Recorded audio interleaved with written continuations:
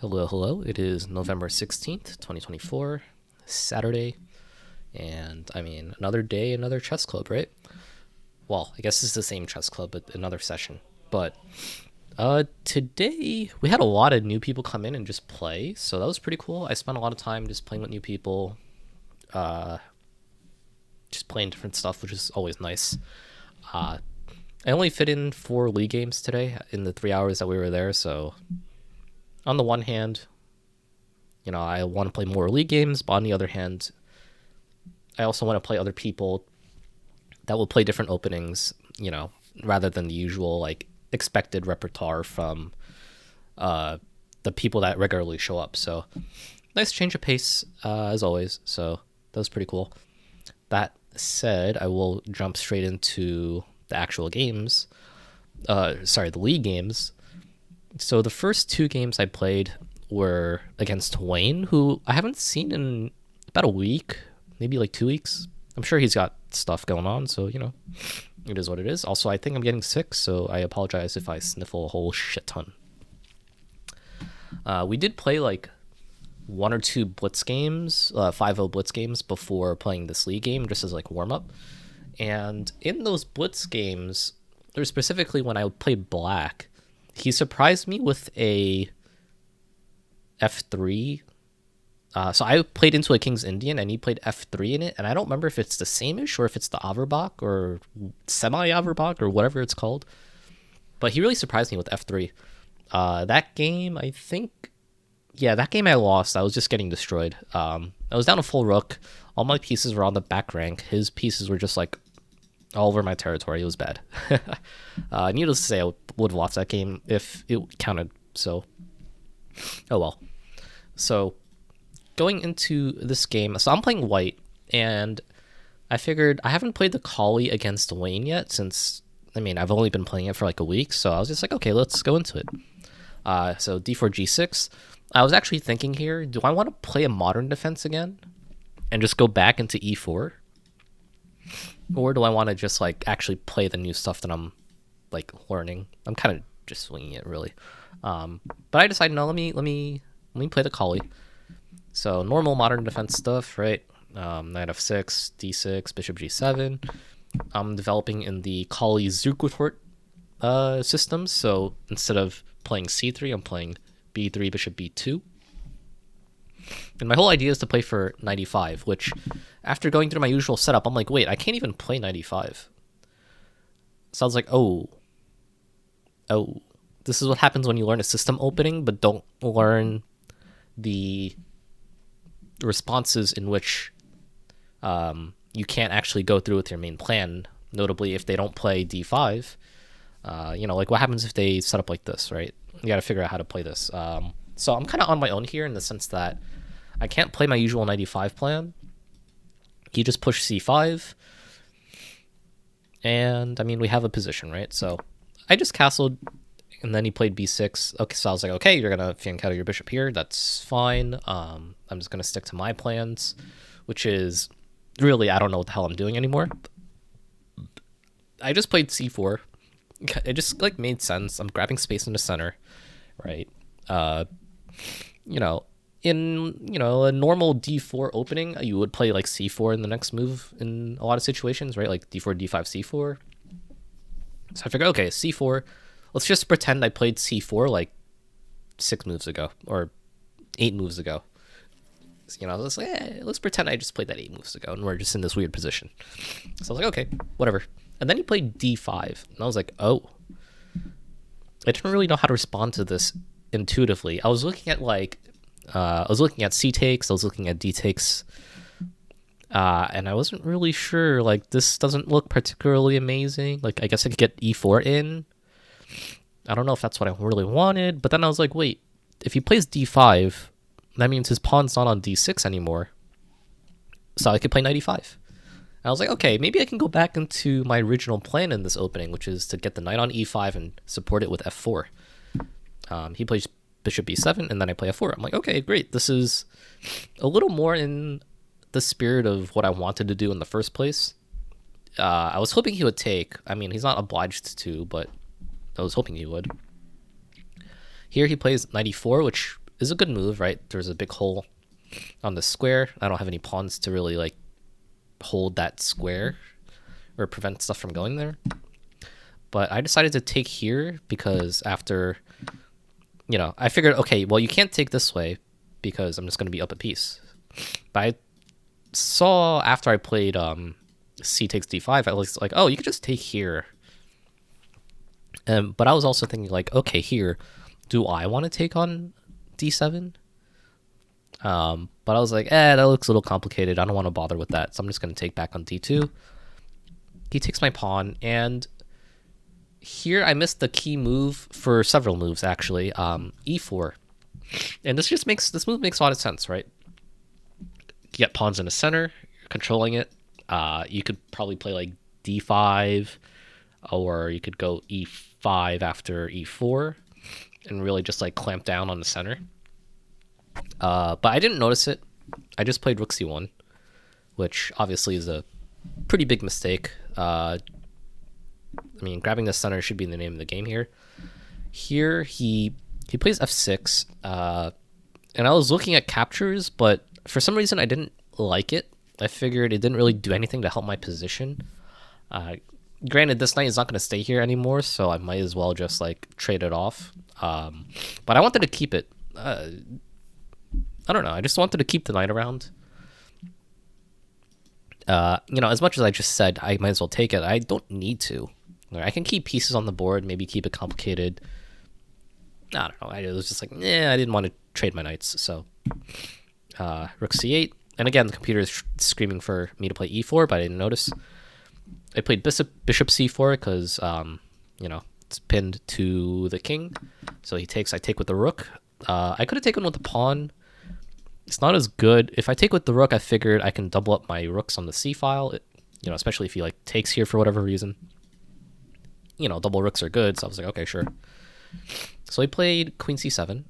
I played rook c1 and queen d6, bishop a3, kind of setting up this little pin on the pin on the pawn, right?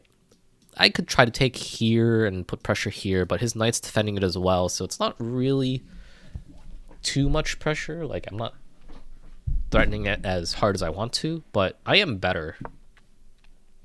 Here he plays e5. Now, I didn't want to take because I figured that would open up his bishop, right? So if you imagine takes, let's just say, even pawn takes, right? Never mind this, but I figured, okay, now your bishop is actually really active once you move the knight away. I didn't want to like open up the position too much because I figured my bishop is doing a good job.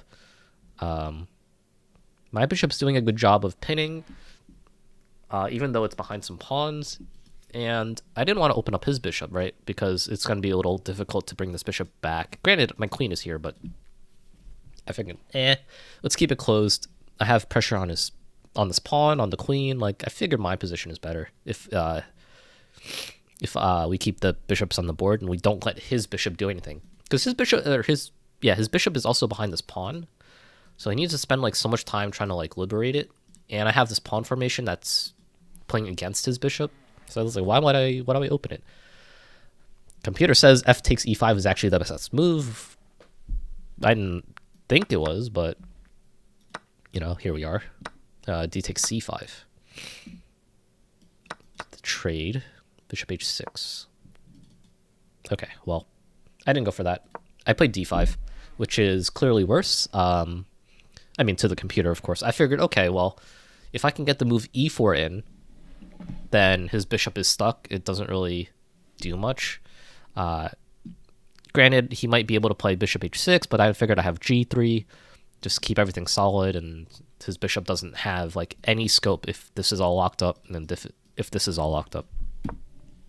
So he does play bishop h6, g3, now rook e8. So I'm like, okay, well, as long as like I don't do anything, this bishop doesn't do anything, right? Like, it's just stuck there. So I continue with what I wanted to do, which is like kind of abuse this pressure on the pawn. He plays e4, which I thought played into what I wanted. The computer is still saying that this is slightly better for black, but practically speaking, I'm like, okay, well, now your bishop just doesn't do anything. Granted, you can play f5, I guess, so maybe it's okay, but you spend one move going here, you spend another move going back, like, surely I should be fine. So he does play f5. I rerouted my knight all the way to c2. I was initially going to try to land my knight here and then try to plop it here, right? And if I go here, you can't take. Well, I guess I would have to trade first and then go here, and you can't take because it's pinned. But he plays bishop f8. I take. He takes with the knight, which kind of surprised me. Like, it's fine. But now I realize, like, oh, his knight is just outposted there. I don't really want to trade here because either a pawn is going to land there or, like, a rook. And he just has, like, enough defenders to really not really care if I take or not. So I was like, okay, let me at least trade knight for knight, just so that he doesn't have the bishop in the end game. So I played knight a1. He played queen d7, and here I blundered knight b3. I played this really quickly because I was starting to get low on time. I had like 2 minutes maybe, and I just wanted to play quick moves that either followed the plan I had in my mind or were just like good moves. Clearly, this was the former. This is not a good move because he can just take, and now there's a fork here, and my bishop is hanging, and I can't really deal with both. So, if he did this, he would be winning, and I'd be down a piece. But as you can tell by me saying if he did this, he actually played knight d3, which does outpost my knight, or his knight, and it also attacks my bishop while attacking my rook. But the difference here is that before he already captured a knight, and I can't really recapture without also losing material. Here, nothing has been lost yet, so what I can try to do is, which is what I did in the game, trade the rook, right? So now if you take my rook, I take back, and sure, you get this, but I should be up. Well, it should be equal, right? So I'll just show you. Boom, bam. Apparently, rook. Oh, I should have done this if that happened, but just as an example, if he takes here, I could take here. I go here, and apparently I'm still worse. All right. Well, material is about equal, right? So I figured, okay, it should be fine, but yeah. So I took on c8. He takes back. I trade one more time so that this is no longer under attack. He takes back with the queen. I trade bishops, just because this is hanging, and I mean, like, where else am I going to put this bishop, right? Like, I could put it here, but then you could take it off, and it's like, whatever. I just traded it off, and now I'm like, okay, well, this should be an even end game. Okay, I have a weak d pawn, but it should be all right. Like, even if I'm down a pawn, I think I can survive. That's what I tell myself all the time. So I started with the knight d4 just to improve my knight. Maybe I can later play some kind of knight e6 to pressure stuff, right? But then he just immediately goes for a queen trade. So he played queen c1, so obviously this is forced.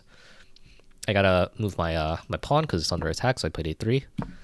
He brings his king, and now we're just gonna like slowly bring our kings towards the pawns here. He does grab my weak d pawn, but I grab his a pawn.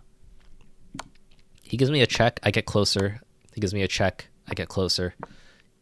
He goes here, I get closer.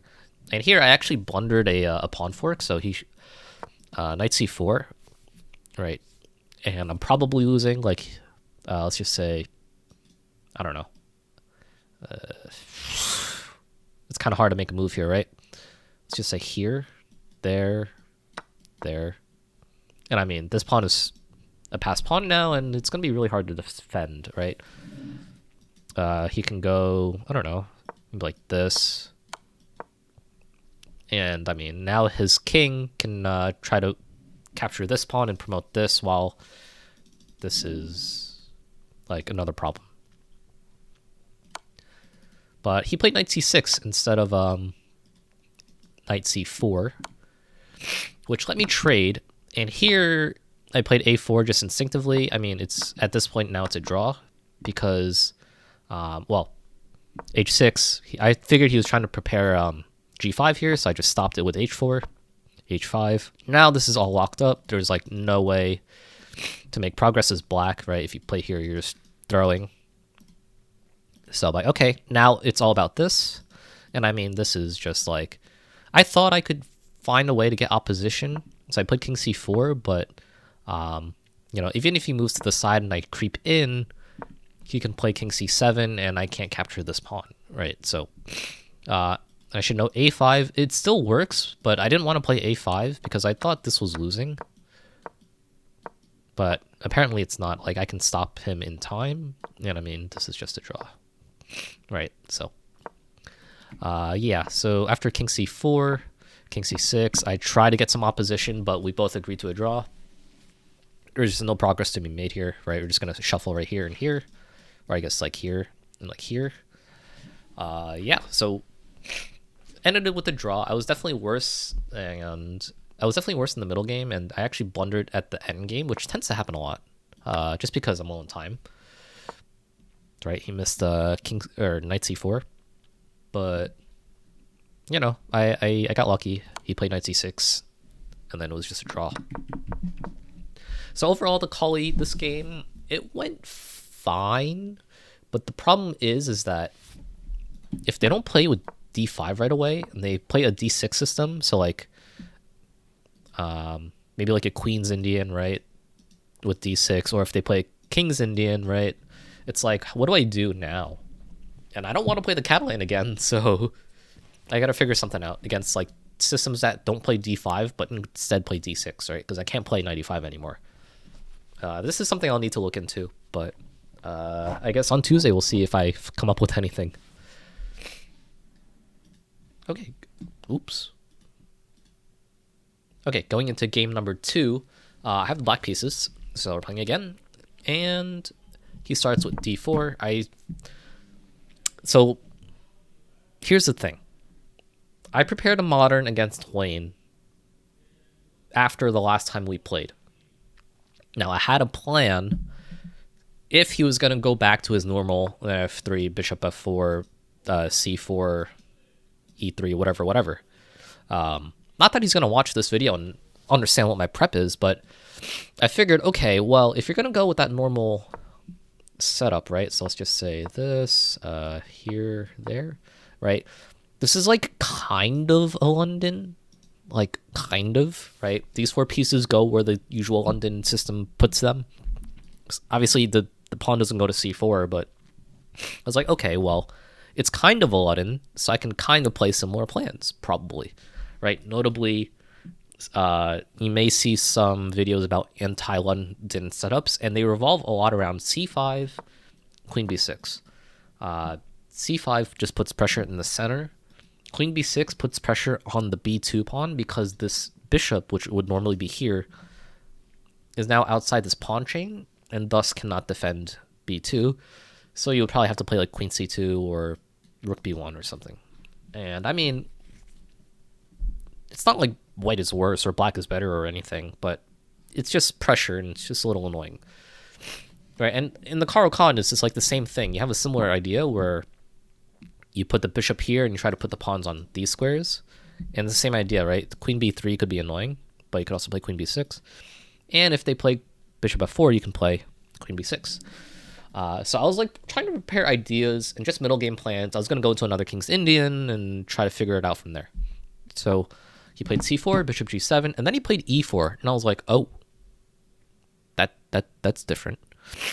I wasn't prepared for him to play e4 into like a classical king's Indian, but I was like, I've seen videos about this. Like, I kind of know what goes on here. And then he played f4. And I'm like, so I should say for context, in the Blitz game, he played an f3 king's Indian against the king's Indian that I played, which I think I said in the beginning. So I wasn't expecting him, for some reason, to go into a similar or like some other king's Indian, like theoretical king's Indian formation.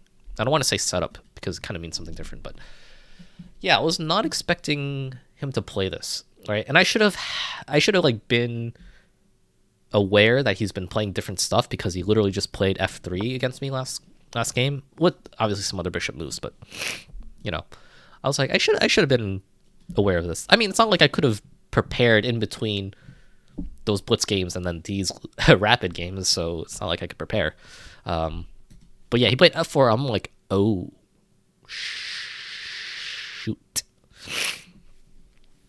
Now, against the 4 pawns, well, usually, first and foremost, usually in the King's Indian, the knight is on f6 already, and black or white has a knight on c3. I can't talk. So I was like, okay, it's the same. It's almost the same thing, except we haven't played our knights out. And in my struggle to find something comfortable to play something, or in my struggle to play against Wayne's normal knight f3, bishop f4 setups, I was like, maybe I'll just learn a King's Indian, right? So through that, I found a bunch of like Hanging Pawns YouTube channel with a whole bunch of theory. Daniel Naroditsky has been very helpful with his King's Indian, the videos of his speed runs where he plays the King's Indian, specifically the 4 pawns attack. And in those videos, I realized, or I remembered, that one of the key moves here is c5. Now, it's according to the engine, it's not actually the move here. Okay, so if knight f6, knight c3, then c5 is one of the main moves. I thought it would be similar. I thought it would be a similar idea without the knights here, so I played c5 immediately. Computer now thinks it's actually not that bad, so okay. And I know c5 is the move. He plays d5 in a normal, like, anti-King's Indian style. Then I played e6. From here, I don't know what the hell I'm doing anymore, right? My idea was, let me try to break apart the pawns, and we won't get into like the typical closed structure where the pawns are like this, but I should be at least fine, right? I'll just play like a normal middle game with a fianchettoed bishop. I don't get the King's Indian attack that I usually get as black, but I'm not going to be like dead lost. Because I played e6. Obviously, he's not going to take because I'll just take and he helps me develop. So he played knight c6. I was thinking about playing knight f6, but I was just like, it's probably too late. I was also considering bishop takes c3 to double his pawns, but then I have like all these dark squared weaknesses, and I didn't really want to deal with that. Like, I felt like that couldn't be right. Now, computer says the best move. The top 3 moves here are actually bishop takes c3, bc3, ed5, which I didn't want to take right away for some reason. I thought it didn't feel right. And knight f6, which is kind of like a bit of a transposition back into like a normal King's Indian 4 pawns attack. But no, I played knight e7, which is not as good. I don't know why I played knight e7. I guess I didn't want to block the bishop or run into e5, but I don't know. But he played knight f3, castles, bishop d3. I played a6 just to stop the knight from coming into b5. I don't know how big of a threat that actually is, but I just didn't want him to have any play on the queen side if I can help it. But he plays bishop d2. I played queen b6, trying to pressure this pawn, but then he just plays b3, and it's kind of like, why? Why did I even bother? Bishop d7. Admittedly, a little awkward of a move. I was still in the like normal King's Indian mindset where you get the lock structure, but yeah, this was kind of like a not terribly useful move. But I played it. And as you'll see here, I'm very slowly maneuvering my pieces, and Wayne is not so slowly building up his attack on the king side. I try to counterattack on the queen side. Now, this does lose a pawn right away if I do decide to go straight into all this capturing nonsense. But I figured if I can open some part of the board, or at least trade it this way, maybe then I can take here. And, I mean, his king doesn't have protection anymore, and I figured it'd be at least dynamic. I don't know if I'd be winning, but it'd be interesting. But, no, after I played b5, he played g5. And I'm like, okay. So g5, right? Like, I was not afraid of g5 because you can't really push f5, right? Oops. Like, you can't push f5 because I have enough defenders on it. And I know what's coming next, h4, h5. Like, I know that's coming next, but I'm going to let you do all the work with pushing your pawns, and I'm going to try to figure a way to get some counterplay, untangle the position a little bit, maybe open this up somehow, and, I'll figure it out from there. So I started with rook e8, plays h4 as expected. I take on d5. He takes with the knight back first, which I thought was interesting. Obviously, it forces this. Well, I guess it doesn't force it, but he's hitting my queen, so I got to do something about it. I could have played queen b7, which now that I look at it, doesn't actually sound that bad. But, I mean, what I played was actually correct, so good job, past me. I played ed5, he plays cd5. I played bishop f5 just because it was a cheeky, like, you can't take because you're pinned kind of thing. I definitely should have just went to g4 right away to put pressure on his position. And if he plays rook g1, I'll just take, and I'll trade off one of his attackers, which I kind of need in this position, right?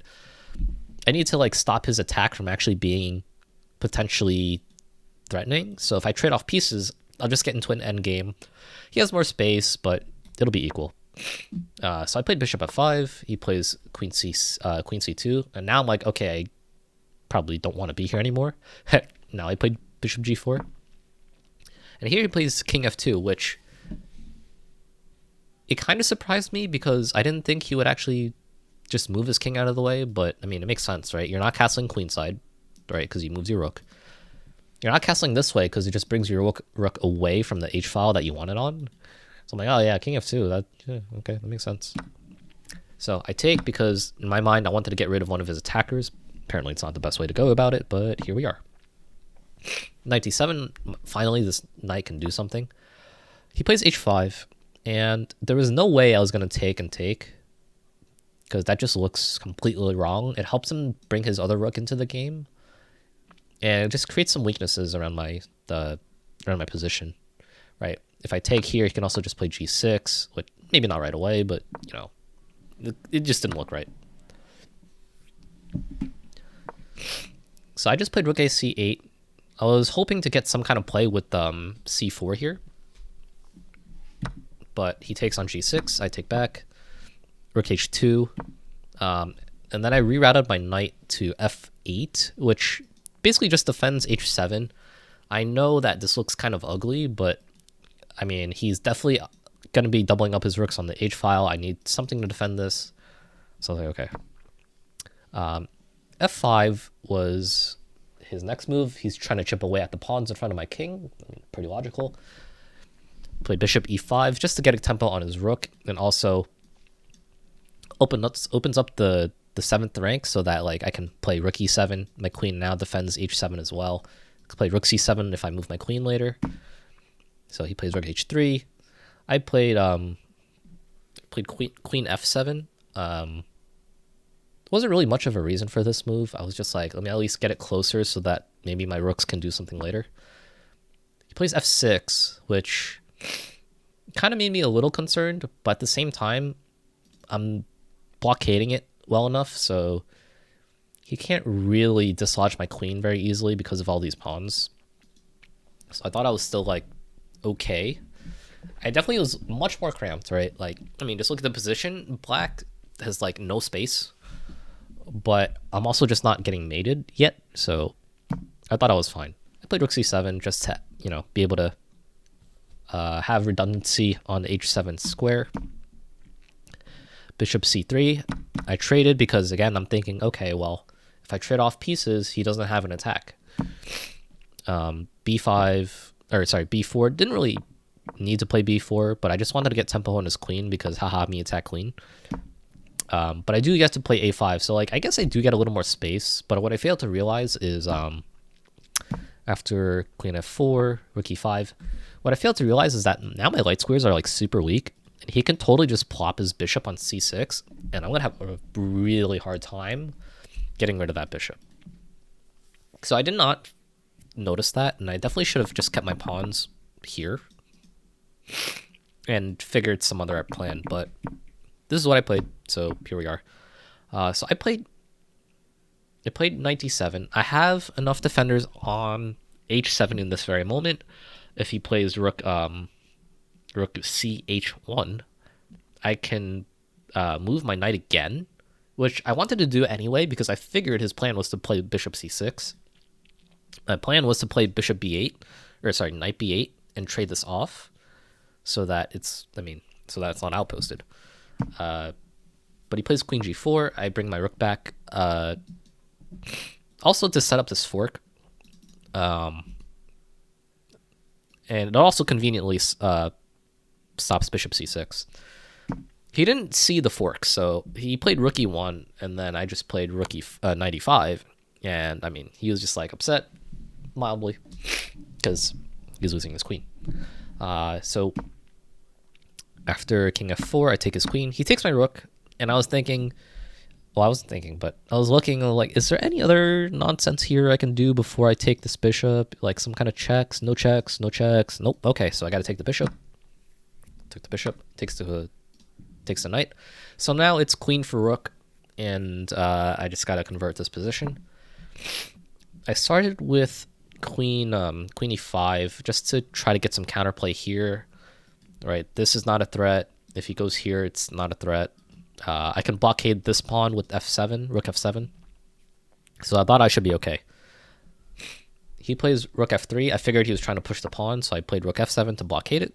Rook e2, h6. Now that there's less pieces on the board, it's less dangerous to try to open up my position. And also, furthermore, I'm just trying to undermine the g5 pawn so that I can take on f6.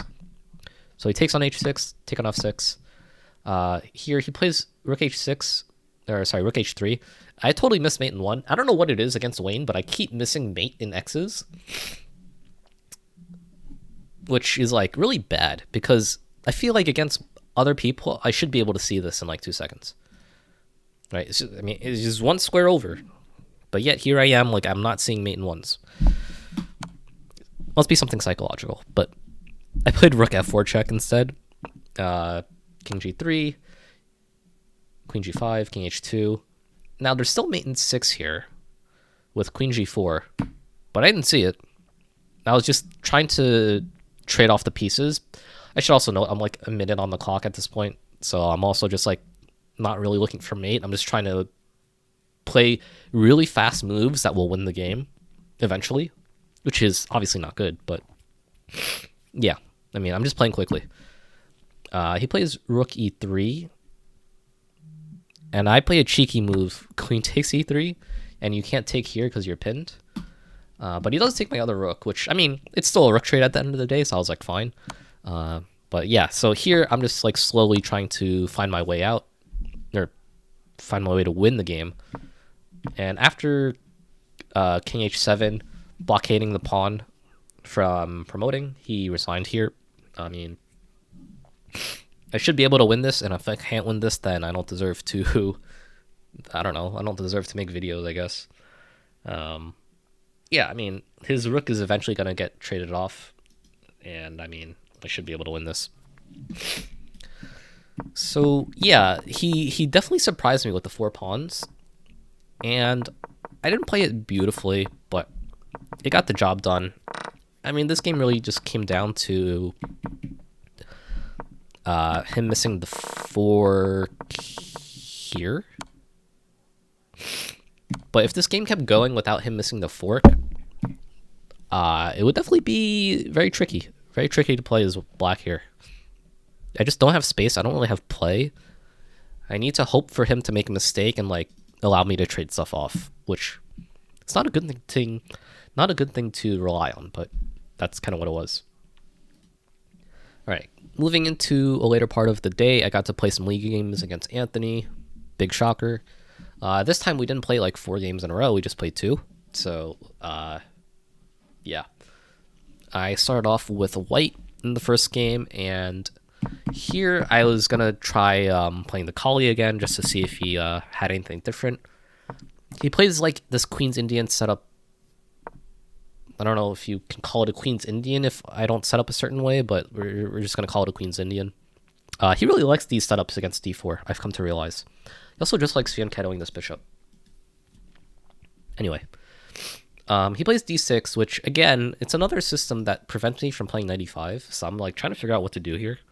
I just start with castling, knight pd7, a3. In a normal Kali system, if he played like d5, e6, this just prevents stuff from coming like here or here. So it was like kind of a useful waiting move, but also I didn't know what I was doing yet again. He plays c5, which looks eerily similar to the game I had against Wayne, now that I think about it. Yeah. Rook e1, rook c8. Wait, is this actually the same? So, I'm sorry. Is this actually like the same opening? Let's take a look here.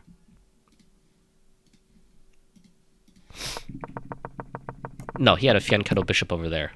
But the pawn structure is very similar.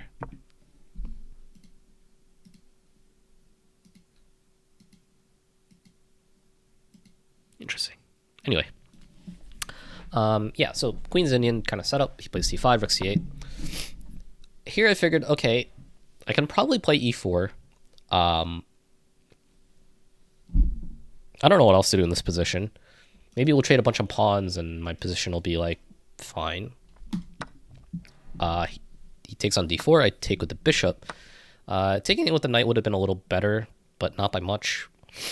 I took with the bishop just because I figured he was going to push a pawn here, and I don't know, he's just going to go back. It's like, didn't really matter. So that's what he does. And then he plays knight c5. He wanted to trade my bishop off. And unfortunately, I needed to realize that he has 3 attackers on my e-pawn, right? So 1, 2, 3. 1, 2, 3. So I do have 3 defenders, but the problem is I didn't want to trade my bishop for his knight off. So what ended up happening was I played bishop c4 and I just blundered the e4 pawn. Yeah, so I blundered the e4 pawn. And then after bishop d7, or sorry, bishop d5, queen d5. I mean, okay, so I'm down a pawn. But the position is still fine, right? Like, this pawn is a little backwards. I can get rooks on the semi-open files. My c-pawn's a little weak, but my bishop is better than his bishop. You know. I always think that everything's going to be fine, unless I'm down a piece. Then it's like, okay, I got to really finagle that. But if I'm just down a pawn, it should be fine. Like, I'll figure a way out. But he plays queen c7, obviously attacking the c2 pawn. Rook c1, and then he plays this nice move, e4. Now I'm looking at this and I'm like, ugh, how did I not see this fork, right? It's protected by the knight. I mean, damn, I really missed this. But as I was looking at the position, I was like, oh, it's actually not as bad as it may look. So what I calculated was what happened in the game.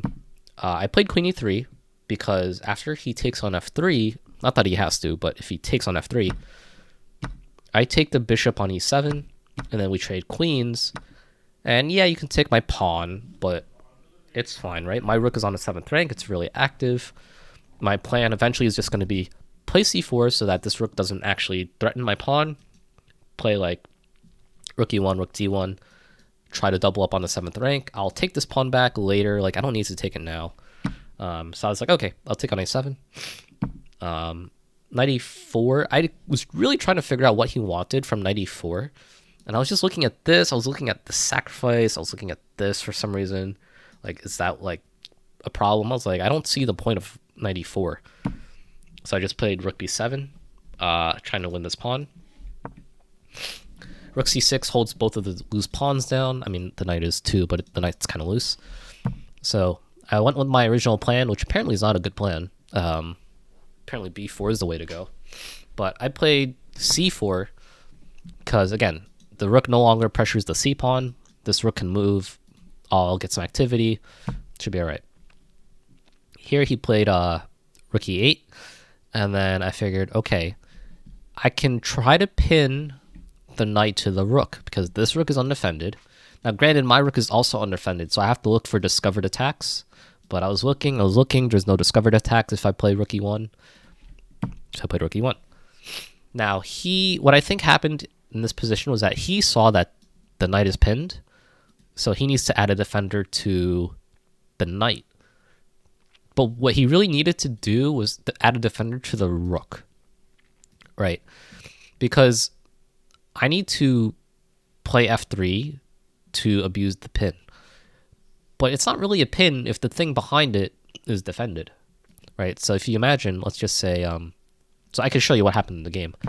f5. Well, actually, sorry, he played f5. That's if he plays king f8, and then I play f3. Now the difference is that you can just move your knight away. Well, also this just defends the rook, but now this like doesn't even matter. And let's just assume this knight couldn't even go to protect the rook back there, right? Now this is fine because take. Okay, bishop g7 tactically here works, but the idea is that like this pawn push to try to pressure the pinned piece doesn't actually win material, is what I'm trying to say. So he blundered with f5. He needed to play king f8, or like even rook c8, rook c8, and then f5 f3 just is not actually that strong, but he didn't. So he played knight f6. I takes back, and now I'm like, okay. I thought it was up a piece for some reason, but then I looked, I'm like, wait, I'm not actually up a piece. But I do have a very active rook that's cutting off his king. I can very easily win a pawn back on demand. I have rook g7 ideas if the knight ever moves. Like, my position looks pretty good here. So I decided to take back the pawn immediately, which apparently is wrong because, bishop d4? Trying to win this, I guess. But I figured, okay, let me at least take this pawn before something stupid happens and I like lose because of it, which apparently is not the right way to go. He correctly plays d5. I played king g3. If he takes me, I was like, sure, that should be okay. So takes, because if rook takes, I can take his pawn, and I was like, fine. But then he plays rook d6, knight d6, and what I mentioned before is now coming into play. I can take on g7 because it's protected by the bishop way over here. Kind of like that chess meme. It's like, oh, why hasn't the game ended yet? But then there's like a bishop from like 3 boards away or whatever. Rook takes g7. He has to go to f8 because if he goes here, I mean, apparently this is mate, which is crazy. But I would probably want I probably would have instinctively went here, just win the rook. But yeah, this is just mate. Oops. So yeah, he can't go to h8, so he goes to f8. I take the other pawn. He takes my pawn. And here I set up a little trap. So I played this check. I was hoping to like have his king move to the 6th rank, so then I could like win this, but he correctly does not do that, and he goes back to f8. So I'm like, okay, I can set up a little trap here. I can play bishop c3. So the idea is that if he takes, I get a fork. Now, the fork doesn't actually work. Why does it not work? Pause and find out. Okay, so even though this happened in the game, it didn't actually work. So it takes on a3, bishop b4 check. And the reason this fork doesn't actually work is because he has king g8 attacking my rook. I need to spend a move moving my rook, and now he can spend a move to save his knight. And here, I mean, I don't know.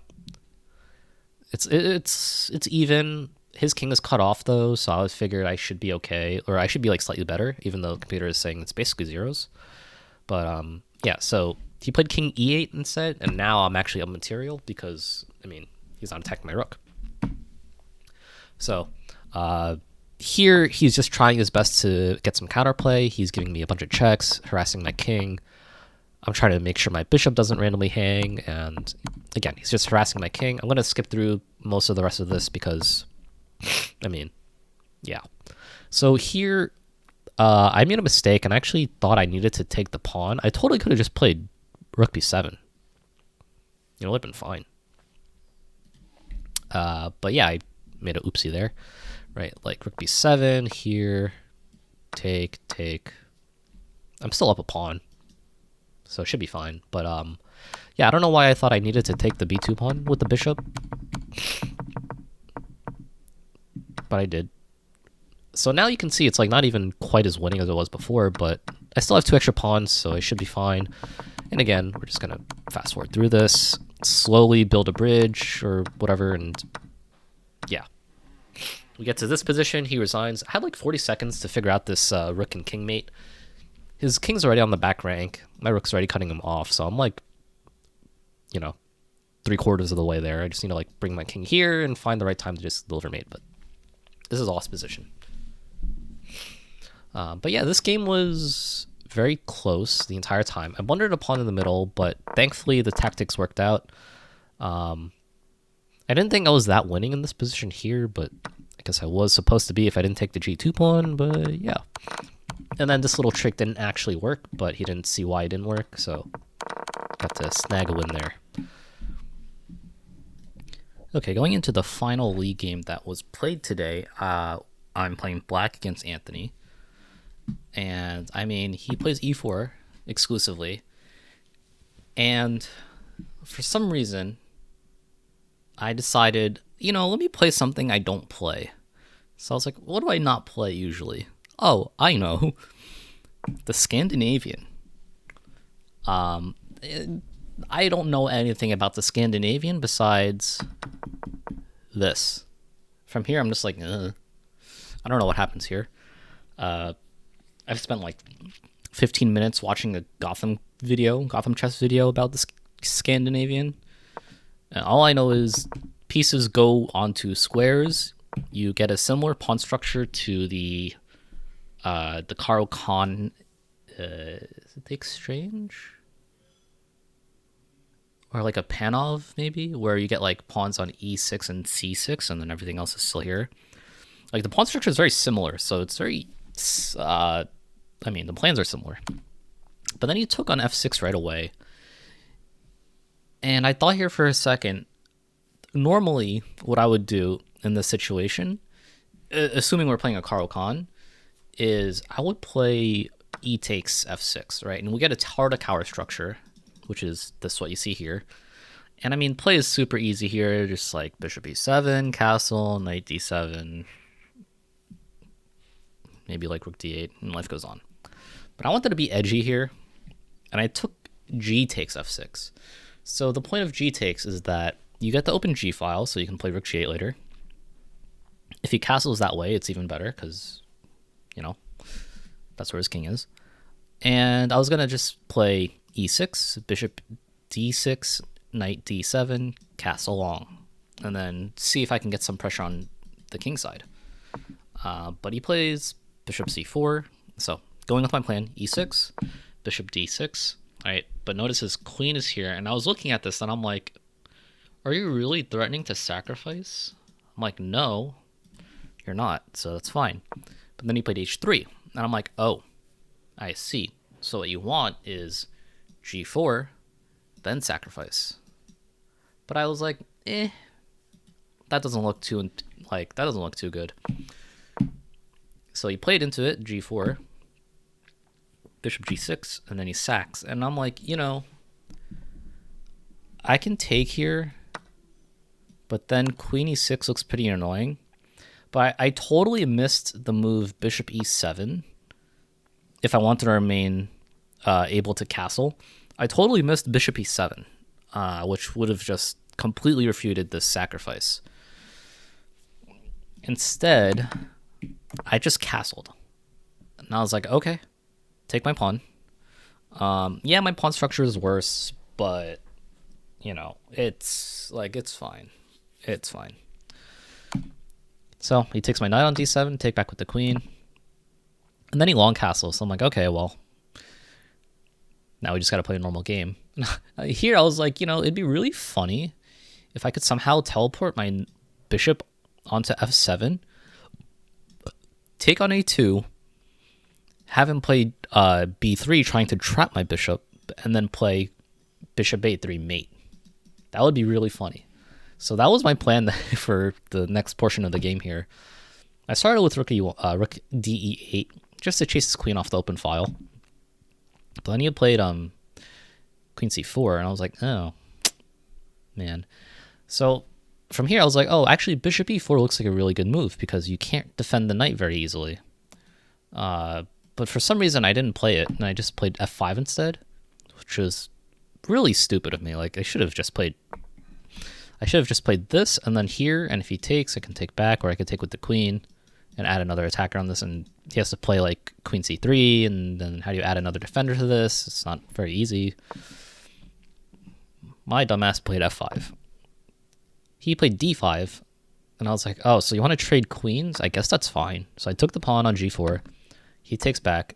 I played f6 just to try to get this going again.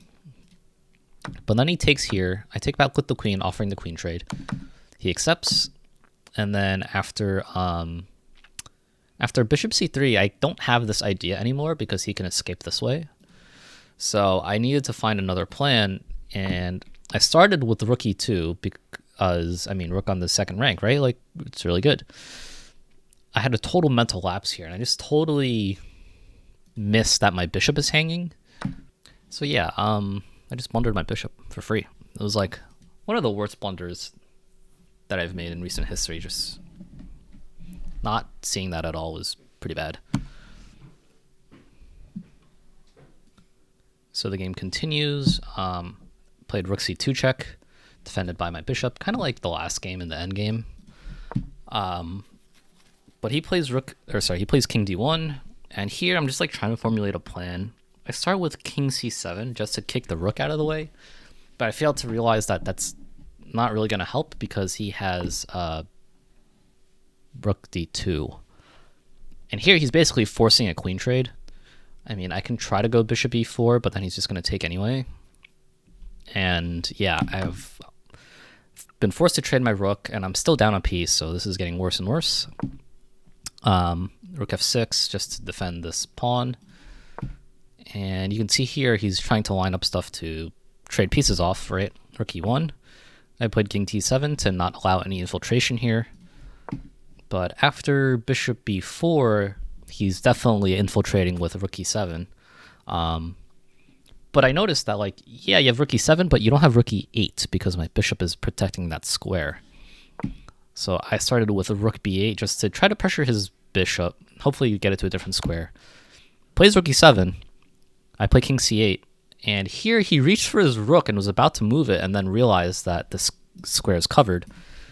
So he played bishop c3 instead. And I played a5 here, just trying to set up a trap. If he moves his bishop, I get to infiltrate again. I can take another pawn. And what I wanted to set up somehow was bishop d3 with rook b2, rook b1 mate. Because these squares are all cut off. These two by the bishop, and then the rook delivers mate. So that was like my last-ditch effort here. I didn't really have any other plans. But he started with f4. So he didn't take the bait here, right? Which is kind of like the first thing I needed, because I need to get onto the second rank. So because his bishop hasn't moved, I need to deal with this. I tried f5, but he took. I take back, which I was like, okay. I still am able to play bishop d3 later. He gives me a check, and then I'm like, oh, because my bishop moved, he can play rook e8, which means he can trade rooks, which he does. So now I don't have this plan anymore. And now I lose the pawn that I put on a5 as a bait because I don't have my rook to do what I wanted to do. So now I'm just attacking his pawns, and I'm just kind of finagling. Here I found my new trick / plan, which was threaten promotion. So he needs to keep something there. I'm going to play bishop e3, preventing his pawn from moving forward, defending my pawn, and maybe in some world, he'll use a piece to take the pawn, and then I can like snag something, or I don't know, like maybe I can make something happen. So he plays knight h2, king c8, bring his king over. I need to defend the pawn, so bishop e6. So my idea here was somehow bait the king forward, or make his knight move and then bait the king forward so that he's out of the square, and then I can promote. So that was like the only thing I had. Maybe he'll mess up somewhere. Like, you know, if he somehow plays this, I can try to take here, and then I'm promoting. Now, obviously, he doesn't have to fall into this, right? He can just do this and go like here. But now it's like I have this h3 pawn, which is really annoying for him. I can come back here. I can try to stop these pawns with like going this way or this way as an example. Right, maybe I can like stall the game out, and then neither of us can make progress. And the computer says this is equal, so like this is probably a valid plan if he somehow blunders his knight like that. But yeah, I started with c5 thinking that I could somehow get rid of getting rid of my pawn so that I can actually march in over here a little more easily. So you can see I'm trying to move over. But I ran right into a knight fork. So here I just resigned because I just have no more tricks. I'm literally losing all my pieces after like this. So overall, it was a draw, a win against Wayne, and then a win and a loss against Anthony. Not too bad. The blunder I made against Anthony was really dumb. If I hadn't made that blunder, I mean, obviously the game just goes on. Maybe I win, maybe I lose still, but at least it would have been lost. So, yeah, a little unfortunate that I just, like, totally did not see my bishop was hanging. But, yeah, overall, I might start delving more deeply into King's Indian setups. I know I usually play the Dutch against d4, but I don't know, something about the King's Indian is calling to me, so I might just try to play that instead. I guess with the Dutch, you have to deal with some of the gambits against it and some like difficult variations, like the Staunton gambit, most famously against the Dutch, the Raphael variation, the Hopton attack. And then there's also just like very offbeat weird openings or weird gambits against Dutch, like the Litsitzen gambit and the Kreshik gambit. Like one of those is like d4 f5 g4, and it's like what? So maybe if I learn the King's Indian, I don't have to deal with those gambits, but if I learn the King's Indian, it's going to be a lot to learn, which is kind of like me getting into the Catalan all over again. So we'll see. We'll see what happens by Tuesday and take it from there.